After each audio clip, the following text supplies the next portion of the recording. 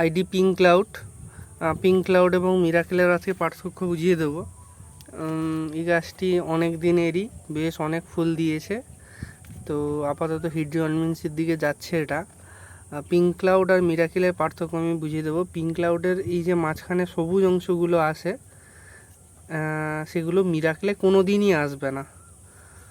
তো এখন গরমের সময় কালার অনেকটাই ফেড, বা হিউমিক অ্যাসিড দিলে কালার খুব ভালো আসে। এগুলোতে খাওয়ার দেওয়া হয়নি এবছর, প্রথম থেকেই খাওয়ার দেওয়া হয়নি। এটা খোল মিডিয়াতে করা।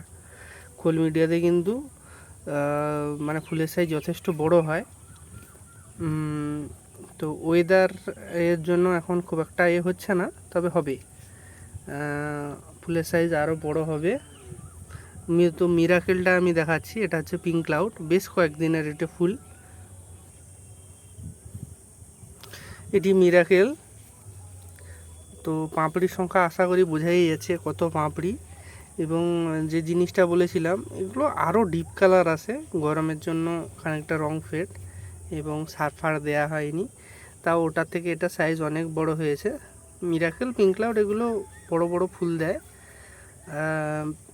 তো আপাতত এই ফুলগুলো হচ্ছে, এগুলো প্রথম দিকের ফুল। এবং কুঁড়ির সংখ্যা দেখুন, এই কুঁড়ি, এই কুঁড়ি, এই কুঁড়ি, ওইখানে কুঁড়ি, এইখানে দেখুন কুঁড়ি, মানে তিনটে, দুটো পাঁচটা কুঁড়ি, দুটো একটা ফুল ফুটে নষ্ট হয়ে গেছে এবং একটা ফোটা ফুল আছে।